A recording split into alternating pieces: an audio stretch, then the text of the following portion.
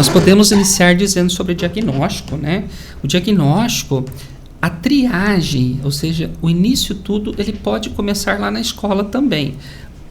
Por mais que a família perceba, o pai, a mãe, os avós, os tios percebam que aquela criança tem alguns comportamentos diferentes daqueles considerados normais ou convencionais, tá bom?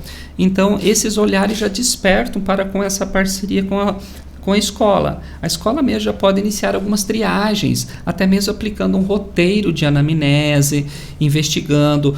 O professor já tem condições de ter um olhar, algumas observações daqueles comportamentos, acionar a coordenação pedagógica da escola, que a coordenação pedagógica da escola aciona a equipe multidisciplinar, a equipe de avaliação. Então, quando nós vamos juntando os documentos, relatório dos professores, roteiro de anamnese, entrevista com os pais sobre esse comportamento da criança em casa ou no ambiente social, em outros ambientes, eu quis dizer, certo? Faz com que, quando nós vamos juntando esses documentos, o próximo passo, quando nós vamos para um psicólogo, para o neuropsicólogo, ou para o neuropediatra, ou para o psiquiatra, quando ele olha todos esses documentos, fica mais fácil adiantar esse diagnóstico e pode ser um diagnóstico mais preciso ainda, certo? Quando a escola encaminha para o neuropsicólogo, para o psicólogo fazer as suas avaliações, certo? Facilita com que o neuropediatra ou o psiquiatra possa dar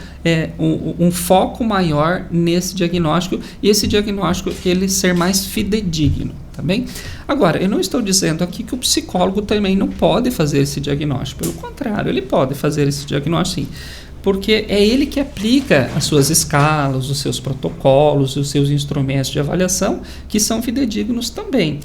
Porém, dependendo da necessidade documental, por exemplo, rede SUS, etc., para algumas outras especificidades, há necessidade de um laudo, então, do neuro ou do médico, certo? Mas, enfim, bom, então, com esse diagnóstico, o que vai aparecer no diagnóstico? Vai aparecer o CID, certo? Onde que ele se encaixa, principalmente nós temos aí um CID mais atualizado, certo? E vai fazer com que apareçam esses códigos, que é o CID, tá? Bom, nós temos aí, então, os níveis de suporte, nível de suporte 1, nível de suporte 2 e nível de suporte 3. O autista, as principais características dele são comportamentais, certo? Então, déficit em comunicação, déficit em socialização e déficit com as linguagens, certo? Então, diante disso, faz com que ele tenha uma diversidade de comportamentos diferentes de um para outro. É por isso que isso se chama espectro, Ana. Transtorno do espectro autista. O que é o espectro?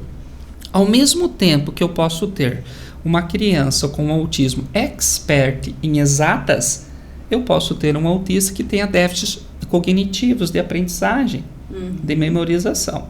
Ao mesmo tempo que eu posso ter um autista sociável, eu posso ter um outro com mutismo seletivo, que não socializa, certo? Que tem algumas dificuldades com socialização. Ao mesmo tempo que eu tenho um autista com seletividade alimentar, eu tenho outro que não tem problema com isso, certo? Ao mesmo tempo que eu tenho um autista com estereotipias diversas, eu não tenho. Ao mesmo tempo que eu tenho um autista com rigidez cognitiva, eu não tenho outro. Então, isso se chama espectro, onde que eles ficam oscilando nos seus comportamentos. Bem?